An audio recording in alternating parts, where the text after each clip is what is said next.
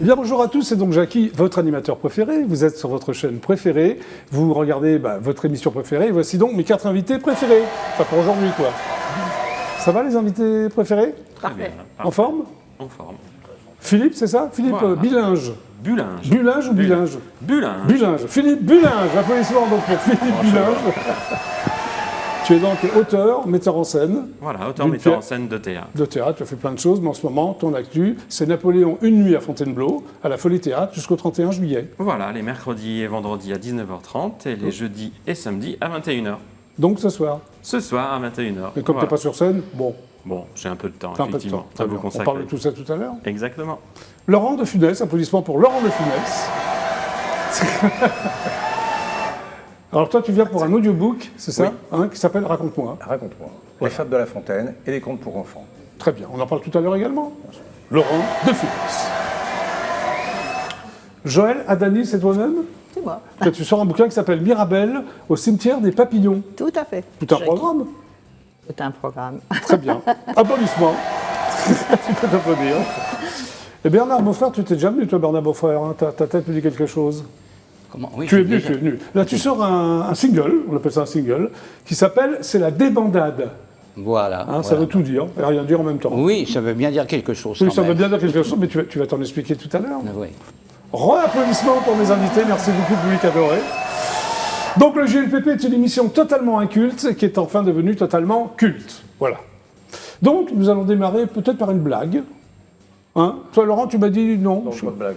Tu n'es pas un blagueur. Non, je ne suis pas un blagueur. Moi, j'aime bien les prévoir avant. D'accord, ok. Mais là, il n'y en a pas. Il y en a pas. Il y en a un qui vient. Alors avant chaque petite épreuve comme ça, il y a le jingle essuie-glace. C'est-à-dire qu'il faut mimer l'essuie-glace. Vous êtes prêts? 1, 2, 3. Bah voilà, c'est faire l'essuie-glace. On sait faire les glaces, voilà. C'est une blague déjà, tu l'as raconté. Oh, bah oui, magnifique. Philippe, une blague? Une blague, voilà, je commence avec la blague. D'accord, Ouais. très bien.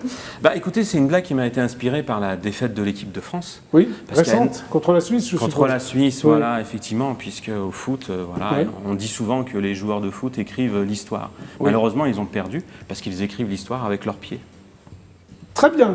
Merci beaucoup. Applaudissements. On est sympa sur le plateau. Tu l'as échappé belle, hein, Laurent. Joël, une blague. Petite blague, oh. C'est une blague bizarre quand Mais même. vas-y, vas-y. J'y vais. Alors, c'est un immeuble qui est en feu. Comme en ce moment, il y en a pas mal, des Oui. immeubles en feu. Oui. Et puis, tout en haut, il y a un petit garçon, environ de 7-8 ans, tu vois. Et il crie au feu, madame, aidez-moi. En bas, il y a une grande dame, Oui. avec un grand tablier bleu. Oui. Il lui dit aidez-moi. Elle lui dit allez, jette-toi mon gamin, fais Batman, on va jouer tous les deux. Je te reçois dans mon atelier. Et alors le gamin il dit mais j'ai peur. Mais non, n'aie pas peur, jette-toi, je te dis, on joue à Batman. Allez, joue. Le gamin il se lance et il est tellement content qu'il sourit. Oui. Il est vachement content, il sourit. Et alors? Et il arrive pas loin du tablier et elle lui fait olé. Mais c'est la fin de la blague? Olé. C'est horrible. C'est horrible. À toi? Ah bon, ça se passe boulevard des Batignolles, dans un café Oui. classique. Il y a Oui. deux personnes qui sont là, qui boivent, et il y a un qui dit à l'autre t'habites le quartier? Oui, oui, moi j'habite le quartier. Oh, ben moi aussi. Garçon, remettez-nous ça. Oui. Ah bon, tu habites le quartier ou tu habites boulevard des Batignolles au 42? Oh, mais c'est incroyable ça, j'habite au 42 boulevard des Batignolles. C'est pas possible ça. Ah bon? Bah remettez-nous ça. Il commence à être un peu chaud. Oui. Et alors au bout d'un certain temps, Oui. le troisième, il dit attends, t'habites boulevard des Batignolles au 42, quel étage? Et il dit le 4e. Oh, mais c'est incroyable ça, c'est le 4e. Quelle porte? Il dit la porte de gauche en sortant de l'ascenseur. Oh, oui, oui, oui. Et ils s'en vont, et alors il y en a un qui dit. Le patron dit à l'autre, mais ils sont pas bien, eux. Non, c'est le père et le fils. Quand ils sont bourrés, ils se reconnaissent pas. Mais c'est parfait. Mais c'est très très bien. Allez, on continue, essuie-glace. J'aurais dû regarder Bon, alors on va faire un quiz. Vous êtes prêts pour le quiz? C'est parti. Alors, en quelle année Angela Merkel a été nommée chancelière d'Allemagne? En quelle année, d'après vous? Années 60. Le suspense, ça. Bon, je donne la réponse. 2005. 80. Oui, j'allais dire une quinzaine d'années. T'allais dire 2005 toi? Non, non, de quinzaine d'années, j'allais dire. D'accord, parfait. Qui surnomme-t-on la roqueuse de diamant? Un tube qui était la Oh, roqueuse c'est de un diamant. artiste, mais bon. Bah oui. Laurent, non? La roqueuse de diamant? Catherine Lara. Bah oui, Catherine Lara. Oui, oui, Catherine on est Lara. fautif. Quand je donne la réponse. C'est facile. On est fautif. Alors, quel fruit rouge garnisse traditionnellement une forêt noire, le gâteau de la forêt noire? Il y a un fruit rouge. Excellente réponse de Laurent. Et c'était très bien, Laurent. Allez, encore une question. Quelle est la capitale du Canada? Ottawa. Faut pas se tromper. Si, Ottawa. Ottawa. Non, Ottawa. Ouais. À quel pays appartient l'île de Pâques située dans l'océan Pacifique? Chili. À quel pays l'île de Pâques? Ah, À quel... Chili, Chili. ouais. Excellente réponse. Bon, bah, c'est pas réussi à mal. Les applaudissements, vous avez presque tout On a trouvé. réussi à marquer un point. C'est parfait. Bon. Philippe Oui, Bulinge, hein, c'est bien ça. exactement. Tu es donc auteur et metteur en scène. Voilà. Hein, très bien. Tu as une pièce à ce moment au Félix Théâtre. Voilà. On va parler Napoléon. un peu de ce que tu as fait avant. Hein. Exactement. Alors, tu as fondé une compagnie qui s'appelle Intersigne. Voilà, en Alors, c'est quoi cette 2004. compagnie? C'est une compagnie qui crée des spectacles de théâtre et Oui. de danse, et souvent des spectacles qui mêlent théâtre et danse, même si l'actualité nous amène sur un spectacle purement théâtral avec Napoléon, la nuit de Fontainebleau. On ne fait pas danser l'empereur. Très Voilà, bien. il est déjà en pyjama tout le long de la représentation. puisqu'il Napoléon est en pyjama. Ah oui, il ça va est être en sympa. chemise Oui. de nuit, tout simplement Oui. parce qu'on est à 2-3 heures du matin et qu'il a tenté de se suicider et il n'est pas dans son grand uniforme. Voilà, Alors, aux par- grandes dames de mon comédien qui rêvait de jouer Napoléon Oui, en en grand uniforme. uniforme avec le bicorne. Ah bah, c'est raté. Quand je lui ai dit, voilà, c'est raté, tu seras en chemise de nuit Oui, pendant c'est- 1h15, Ça va être il a sympa, été très déçu. Napoléon en pyjama. Qu'est-ce que t'en penses, Laurent? Oui, je pense que ça doit être très agréable. On n'a pas trop chaud, quoi. On n'a pas trop chaud. Alors, parallèlement à tes fonctions artistiques, tu deviens aussi chercheur en lettres modernes. Ah C'est-à-dire, oui, parce que l'écriture, c'est sérieux. Bah, tout tu as une simplement, j'ai maîtrise de fait... lettres modernes, tu as J'ai mémoire un DEA, j'ai commencé une thèse que je n'ai pas terminée parce qu'il Ah bon fallait que Oui. j'aille sur les planches m'attiraient. Oui. Donc je suis un spécialiste universitaire de l'œuvre d'Edmond Rostand, l'auteur de Oui. Cyrano Alors, de tu donnes des Bergerac. cours? Tu donnes des cours? Alors je donne plus rien du tout, je me consacre Tu en as donné exclusivement et j'ai donné des cours voilà, pendant fac une dizaine d'années. Alors à la fac j'étais chercheur, mais Oui. autrement j'ai été un prof de collège, Oui. voilà, comme tant d'autres, qui Très étaient bien. passionnés par son métier, mais qui à un moment donné s'est dit, ben voilà, allons Passons à sur scène. l'artistique. Voilà, passons à l'artistique, Oui. exactement. Alors, premier colloque sur l'œuvre d'Edmond Rostand. Tu es un fan, si je me permets, d'Edmond Rostand. Oui, un grand fan Ça d'Edmond consistait en Rostand. quoi, ce colloque? Bah, tout simplement faire venir des chercheurs du monde entier pour Oui. parler de l'œuvre d'Edmond Rostand qui est très méconnue, puisqu'on connaît beaucoup Cyrano de Bergerac, Oui. mais on connaît très peu les autres pièces. Il a écrit beaucoup de pièces? Il a écrit Oui. énormément de pièces, c'était l'auteur le plus joué de son époque, c'était l'équivalent de Victor Hugo, Edmond Oui. Rostand. Alors, Voilà. tu mets en scène Faust, c'est ça, d'Edmond Rostand? Exactement, parce que Oui. j'ai eu le plaisir, voilà, dans le cadre de mes recherches, d'accéder à la réserve du musée Edmond Rostand, qui est du côté de Cambo-les-Bains au Pays Basque. Au Pays Basque. Qui était, alors la réserve, les archives n'étaient Oui. pas très bien organisées pour de sombres raisons, et donc Oui. j'ai eu accès à ça. Et puis en farfouillant, je suis tombé sur des factures de jardiniers, sur Ah ouais, des d'accord. vieux magazines, et je suis tombé sur Oui. des pages manuscrites d'Edmond Rostand. Et en fait, au milieu de ce bazar intégral, il y avait une pièce inédite d'Edmond Rostand, qui était la traduction du Faust de Goethe en vers français. Alors, en 2015, tu mets en scène Les Rostants, c'est ça? Voilà, donc du coup, à un Vous êtes, moment sur donné- scène, vous êtes sur scène le 13 novembre 2015, le soir des Oui, attentats. ça a été un souvenir un peu Et t'as eu particulier. un- C'est vrai oui. qu'on jouait cette pièce, c'est une histoire d'amour entre Edmond Rostand et son épouse, qui est Oui. elle-même poétesse. On était sur notre nuage, voilà, tout était parfait. On avait fait sonner la poésie, Oui. le théâtre, et puis on commence à ranger les affaires, et puis c'est là qu'on Oui. rallume les téléphones et qu'on voit qu'il se passe le drame du Bataclan et les Et autres les attentats. autres prévus. drames, oui. Voilà. Et Alors ça, ça- alors c'est une pièce que j'ai écrite moi-même, Oui. là aussi. Et Oui, ça a tu l'as été... écrite. Oui, oui, Mise en j'ai- scène et écrite. Voilà, Ouais, ouais. exactement. Et Oui. pour nous, ça a été un moment clé, puisqu'on sait, voilà, le monde est entré dans le théâtre. Alors, on l'a pris en plein ça fouet. t'inspire une autre pièce qui s'appelle l'Antigone 13 Voilà, novembre. c'est Antigone, ça 13 novembre. Oui. Voilà. Comment on fait pour continuer à croire en des idéaux? Comment on fait pour continuer à Oui. vivre après le 13 novembre? Voilà. Et en 2016, l'année suivante, tu explores l'univers de Camille Claudel, qui t'a Oui, inspiré. oui, oui, qui m'a inspiré, voilà, Oui. effectivement. Je m'intéresse beaucoup, étant papa de deux grandes filles, Oui. je m'intéresse beaucoup à la condition des femmes.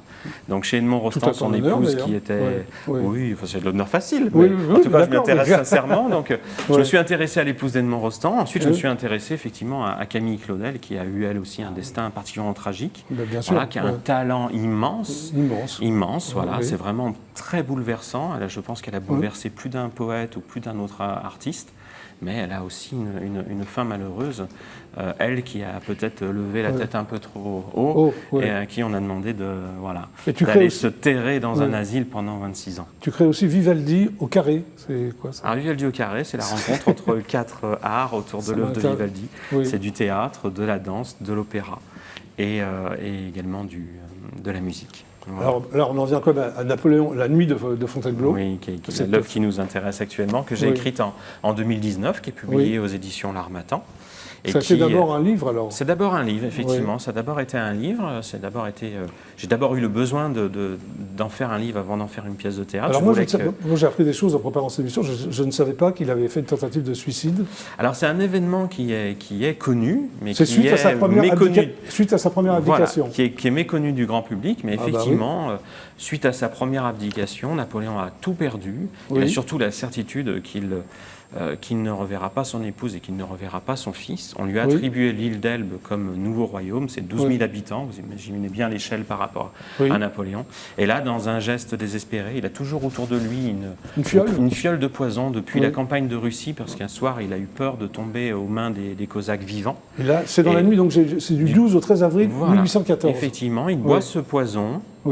Il est malade comme un chien de Cosaque, pour reprendre l'expression qu'il utilise, et la mort ne vient pas. Et du coup, il fait venir auprès de lui le général de Caulaincourt, à qui il confie un certain nombre de derniers actes à accomplir. Il confie une lettre à l'impératrice, il lui donne un bijou, enfin un ensemble de choses. Et la mort ne vient toujours pas. Il finit par s'endormir, le général de Caulaincourt se fait venir le docteur. Napoléon, qui insiste, demande au docteur une nouvelle dose du poison. Et le docteur refuse de lui remettre cette dose au nom des grands principes qui régissent son métier. Ça se termine bien, parce qu'il n'est pas ça se termine bien. Des suites. Voilà, il est malade plusieurs jours. Il est malade plusieurs jours. Certains émettent l'hypothèse que c'est à partir de ce moment-là que sa santé décroît et que son cancer à l'estomac tient peut-être sa source de ce moment-là, de ce poison. C'est un huis clos théâtral, c'est ça Oui. Donc il y a 3 acteurs. Il y a 3 acteurs. Il y a donc Napoléon, Caulaincourt, le docteur Yvan, qui est le chirurgien personnel, c'est ça? Voilà, depuis 15 ans. C'est lui qui avait fourni la première dose de poison à Napoléon et qui refuse de lui livrer la deuxième. Et du coup, on ne sait pas si la première dose était une vraie dose de poison ou pas. Voilà, on n'a pas de certitude. On sait que Napoléon la prend, on sait que ça le rend malade, mais on n'est pas sûr que ça soit véritablement un poison. C'était peut-être déjà un placebo. Voilà. Alors, plusieurs questions qui se posent. Qui tente de mourir, l'homme ou l'empereur, c'est ça? Voilà, exactement. C'est tout simplement... Tu réponds à ces questions dans la place? Alors, moi, je ne réponds pas aux questions. Tu poses des questions? Je pose des questions, voilà. Je pose des questions et je laisse le spectateur libre, parce que l'historien ne peut pas répondre à cette question. C'est-à-dire qu'on a des tas de témoignages sur cette nuit-là, donc on sait précisément ce qu'il s'est passé, mais ce que Napoléon avait exactement dans sa tête, on n'en a pas la certitude. Ce qu'on sait, c'est que c'est un homme qui est pétri d'antiquité, c'est un homme du XVIIIe siècle, et que dans l'Antiquité grecque et latine, quand on échoue politiquement ou militairement, le suicide, c'est une des portes de sortie par le haut. Voilà, c'est une façon d'écrire un énorme point d'exclamation à sa légende. Une question, c'est peut-on laisser mourir Napoléon? Peut-on l'aider à mourir? Enfin, c'est des questions qui restent en suspens. Voilà, c'est des questions qui restent en suspens. Les 2 personnages sont traversés par ça. Et puis par-delà tout ça, parce qu'il y a Napoléon, certes, mais il y a surtout un être humain qui est sur scène.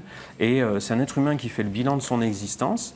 Et du coup, ça nous renvoie, nous, comme un miroir, nos propres existences et nos propres interrogations sur la fin de vie, sur le suicide assisté, sur l'euthanasie. Est-ce qu'on est libre de décider soi-même ce qu'on veut faire, comment on veut mourir? Voilà. Alors on va voir à quoi ça ressemble, parce que j'ai des images, figure-toi. Eh bien, parfait. On y va? On y va. C'est parti. Vous me voyez ce soir malade, amoindri, réduit au soubresaut de ma carcasse.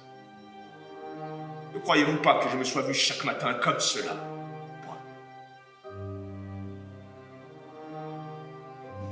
On me vénère, on m'adore, on se prosterne devant moi, vive l'empereur. Mais je ne suis qu'un homme.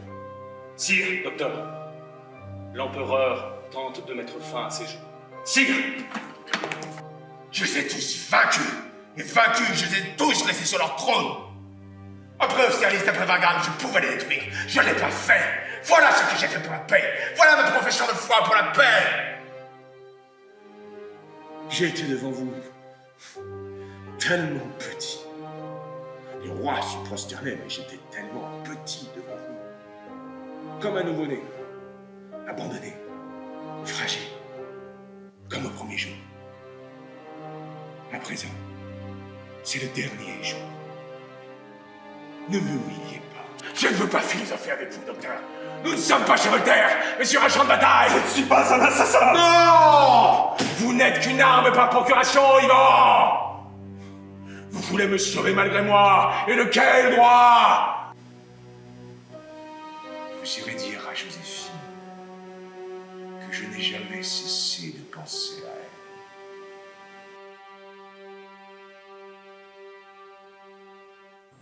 Voilà, Napoléon est venu à Fontainebleau.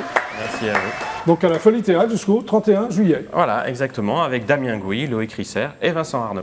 Merci beaucoup. Merci beaucoup. Maintenant, on va changer d'univers, ce qui fait le charme un peu de l'émission, hein, du GLPP. Tu vois ce que je veux dire? Oui. Hein, Bernard Beaufrère, applaudissements pour Bernard Beaufrère. Donc toi, tu sors donc une chanson qui s'appelle, c'est la Débandade. La Débandade, Hein, oui. bon, alors avant de parler de la chanson, on va parler de toi. Oui. D'où tu viens, tout ça. Donc tu es né dans les Halles. Ah c'est oui, ça mon père était fort des Halles. Non, mais Et toi, moi, tu es né j'ai- dans les Halles, c'est ça? Oui, je suis né rue Beaubourg, sur le plateau Beaubourg. Je faisais Oui. du patin à roulettes, il n'y avait rien. Il n'y avait rien. Et maintenant, il y a le centre Pompidou. Eh ben voilà. Voilà. Et à Et l'époque, on il n'y avait fait pas plus le de patin à centre roulettes. Pompidou. Non, oui. Donc ton père est fort des Halles. Oui. Et tu as un CAP de taulier chaudronnier, Oui, parce c'est ça? qu'à l'époque, Oui. il manquait des tauliers chaudronnés, on apprenait ça. On n'était pas dirigés, mais ça ne me plaisait pas beaucoup. Hein. Tu n'es pas resté longtemps Ah chaudronnier. non, D'accord. non. Alors tu fais ton service militaire au Maroc. Oui. Tu deviens aide-soignant et tu passes un diplôme d'état d'aide-soignant, c'est ça? Oui, oui, un diplôme d'état des soignants, mais comme j'étais au Maroc Oui. et que ça m'a plu, Oui. j'ai fait 28 mois au Maroc de service militaire parce qu'on était C'est l'armée maintenus. qui t'a plu ou le Maroc? Non, Les deux. les deux, Oui. les deux, parce que ça n'a pas été désagréable pour moi, Oui. pas trop désagréable, pas pour certains. Et oui. puis donc je suis rentré à Paris et au bout de 28 mois et ça m'a plu, j'ai fait des cours par correspondance, pas par correspondance, par la force du poignet. Voilà. Très bien. Alors à un moment donné, tu es attiré par la chanson. Alors j'ai toujours été, depuis la jeunesse, j'ai D'accord. toujours été Tu fais des par la concours de chanson et chant les dans les textes. cafés, c'est ça? Tu fais des J'ai concours. fait des concours de chant, j'ai Voilà. eu des petits prix, j'ai chanté dans les cinémas un Ouais. petit peu. Et tu découvres l'orgue de Barbarie. Comment tu as découvert l'orgue de Barbarie? Eh ben, c'est parce Cet que instrument. Le copain qui m'accompagnait à la guitare s'est marié, il est parti, donc Oui. il me fallait quelque chose, donc j'ai trouvé l'orgue de Barbarie. C'est pour complexe à jouer, m'accompagner. à apprendre? Est-ce que c'est complexe? Est-ce que c'est difficile à jouer l'orgue de Barbarie? Non, c'est très facile. Il faut simplement il Oui. faut simplement tourner régulièrement. Oui, mais enfin, oui. Il n'y a pas beaucoup de. Donc, mais tu enfin, produis- quand même, il y a des Bah oui. sentiments, et il faut les sortir, quoi. Et Il faut apprendre ses chansons, Oui, c'est la moindre des choses. parce qu'il y en a qui marquent sur les chansons. vous T'es voyez. primé à 2 reprises comme chanteur de rue. Oui, j'ai été primé comme Voilà. chanteur de rue. Tu rencontres à un moment donné Alain Turban, qui vient souvent ici, d'ailleurs. Oui, hein. bien sûr, Alain, oui. Et alors, et on te sacre sur scène garde champêtre de Montmartre. Oui, parce que. Tu es donc un garde champêtre. Oui, parce Ça que. consiste en quoi, garde champêtre de Montmartre? Parce qu'au départ, si vous voulez, il a fait la légende de Montmartre. Oui. Et donc, il n'y avait plus de garde champêtre. Oui. Donc, il m'a appelé pour faire de garde champêtre. Je faisais aussi de l'orgue de Barbarie à l'Olympia, Oui, aussi oui. un petit peu. Et donc, ils m'ont dit, est-ce que tu veux rester garde champêtre? Oui. Alors, je suis resté garde champêtre. Comme à Montmartre, il n'y en avait pas. Oui. Il en manquait un, et donc j'ai fait ce garde champêtre. Très bien. Voilà. Alors, tu chantes Mouloudji? Comment? Tu chantes du Mouloudji, c'est ça? mais oui. j'ai chanté. Je Alors chante Mouloudji, beaucoup. pour les plus jeunes d'entre nous, on va expliquer Mouloudji Ah, bah, quand même. c'est- Chanteur extraordinaire des années 50. Ah là là, oui. Alors, Tu moi, connais j'ai- Mouloudji, Laurent?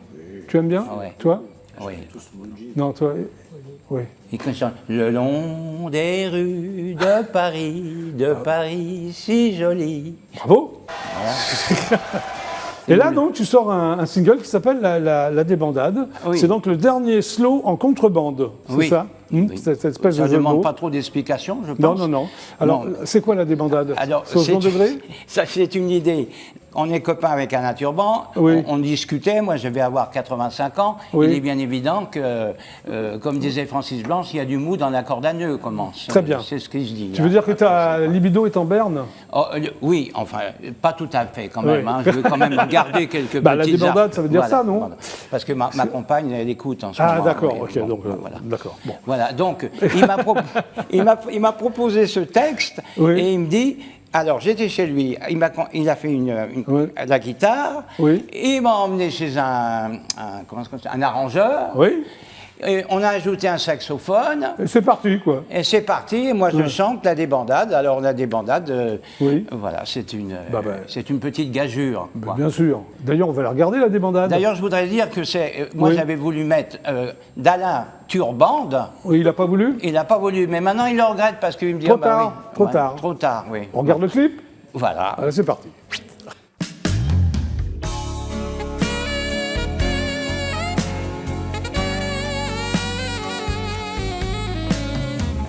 C'est un amour charnel que j'avais pour nous deux.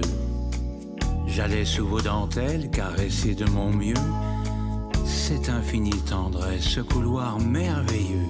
Et je vous le confesse d'un baiser malicieux, c'est la débandade.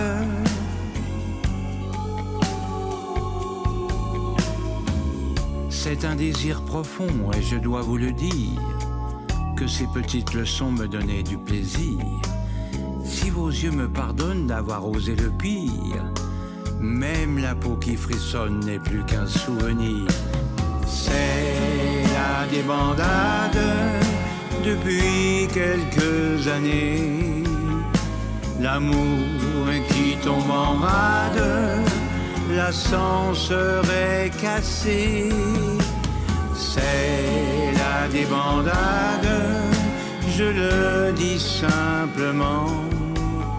Si je trouve le coupable, je lui tords le cou évidemment.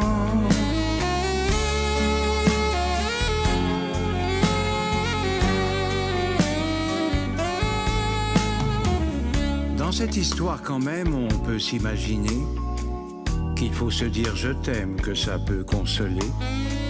Changer de position sans jamais s'éreinter, avec la sensation que cette fois c'est gagné. Mais c'est la débandade.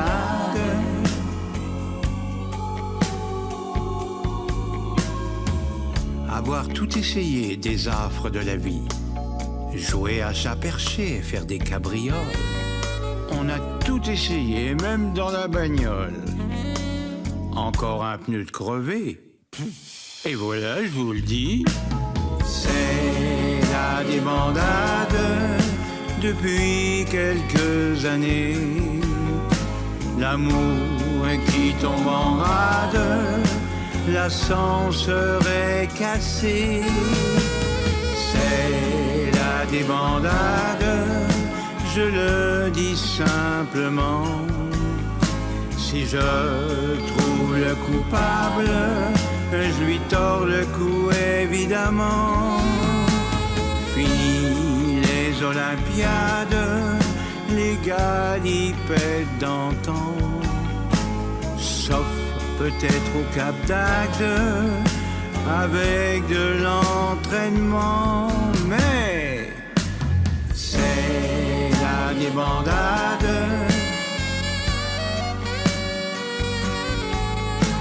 c'est la reculade.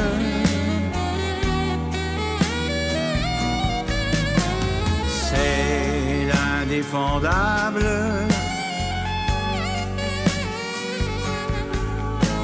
C'est l'impénétrable.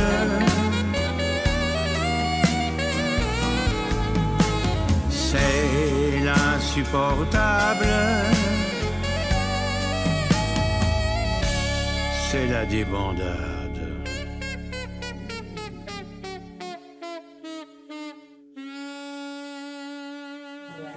Bah voilà, c'est la débandade de Bernard Beau-Frère. C'est un tube, ça. C'est un tube, oui, mais enfin, oui. Il faut quand même dire que je ne suis pas tout à fait fini quand même. Il faut que je le dise quand même un petit peu. Oui, on te croit, Bernard. Oui. Merci, c'était super sympa.